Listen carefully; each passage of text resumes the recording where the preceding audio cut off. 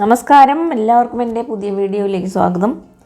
ഇന്ന് നമ്മൾ ചപ്പാത്തിക്ക്, ദോശയ്ക്ക്, ഇഡ്ഡലി, തൈര് സാദം ഇതിൻ്റെ കൂടെയൊക്കെ കഴിക്കാൻ പറ്റിയ നല്ലൊരു മല്ലിയില വെച്ചിട്ടുള്ള ഒരു ചട്നിയാണ് കാണിക്കാൻ പോകുന്നത്. അപ്പോൾ നമുക്കതിൽ ഒരു പാനിലേക്ക് നല്ലെണ്ണ 1 ടീസ്പൂൺ ഒഴിച്ച് കൊടുക്കാം. നല്ലെണ്ണ ഒഴിക്കുമ്പോഴാണ് ഇതിൻ്റെ സ്വാദ് വളരെ നന്നായിരിക്കുന്നത്. അപ്പോൾ അതിലേക്ക് നമുക്കൊരു 2-3 പച്ചമുളക് നിങ്ങളുടെ എരിവിനനുസരിച്ച് ചേർത്ത് കൊടുക്കാവുന്നതാണ്. പച്ചമുളക് നല്ലപോലെ ഒന്ന് വഴറ്റിയെടുക്കണം. ഒരുപാട് നേരം വഴറ്റണ്ട, കുറച്ച് നേരം കഴിയുമ്പോൾ അത് ചിലപ്പോൾ പൊട്ടിത്തെറിക്കും. അതുകൊണ്ട് സൂക്ഷിച്ച് ചെയ്യണമത്. പിന്നെ നമ്മൾ 2-3 ടേബിൾ സ്പൂൺ തേങ്ങ ചെരുകിയതും കൂടെ അതിലേക്ക് ചേർത്ത് കൊടുക്കാം.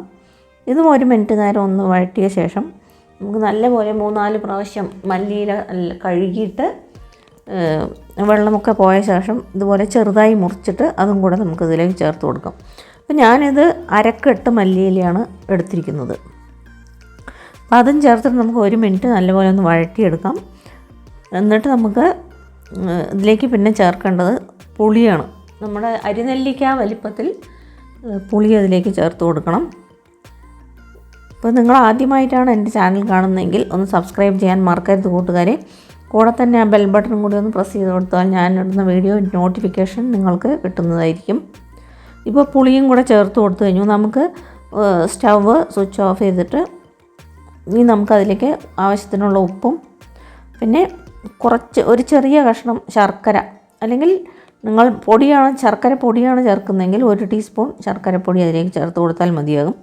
ഇതും ചേർത്തിട്ട് ഇത് നല്ലപോലെ ഒന്ന് തണുത്ത ശേഷം നമുക്ക് നല്ലപോലെ ഒന്ന് അരച്ചെടുക്കാം, ചട്നിയൊക്കെ അരയ്ക്കുന്നത് പോലെ.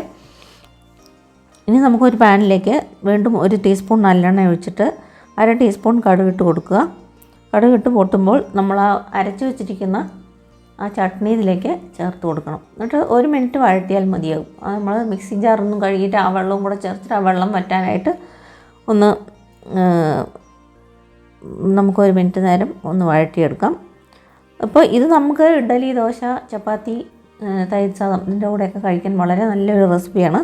അപ്പോൾ നിങ്ങൾക്ക് അങ്ങനെ തന്നെ ഉപയോഗിക്കാം. അല്ലെങ്കിൽ ഇത് ഒരു 5-6 മിനിറ്റ് നേരം നല്ലപോലെ ഒന്ന് വഴറ്റിയെടുക്കുകയാണെങ്കിൽ നമുക്കിത് ദിവസങ്ങളോളം കേടുകൂടാതെ ഫ്രിഡ്ജിൽ സൂക്ഷിക്കാവുന്നതാണ്.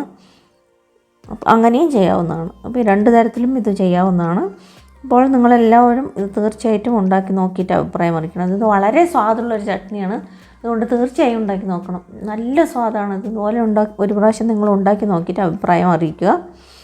അപ്പോൾ ഇന്നത്തെ ഈ വീഡിയോ വളരെ സിമ്പിളായിട്ടുള്ള ഈ വീഡിയോ നിങ്ങൾക്ക് എല്ലാവർക്കും ഇഷ്ടപ്പെട്ട് കാണുമെന്ന് വിചാരിക്കുന്നു. വീഡിയോ ഇഷ്ടപ്പെട്ടാൽ ലൈക്ക് ചെയ്യാനും ഷെയർ ചെയ്യാനും മറക്കരുത്. വീണ്ടും ഒരു പുതിയ റെസിപ്പിയുമായി കാണുന്നത് വരെ നന്ദി, നമസ്കാരം. Thanks for watching.